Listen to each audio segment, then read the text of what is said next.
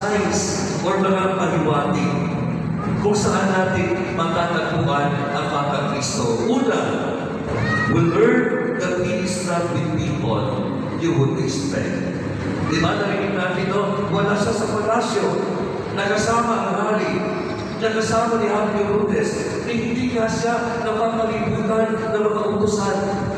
Wala siyang kayamanan at wala siyang kapangyarihan. Powerless ang Batang Jesus. So saan siya nakita? Christ was discovered in a simple house. Pangako, where Magi saw the child with Mary, his mother. At ang unang bisita po niya, hindi yung mga nasa alta susunan, kundi ang mga pastor, mga simpleng tao na nagtatrabaho sa bukid, nagbabantay ng mga hayop. So, it is clear, my dear friends, that this newborn king is different from any other.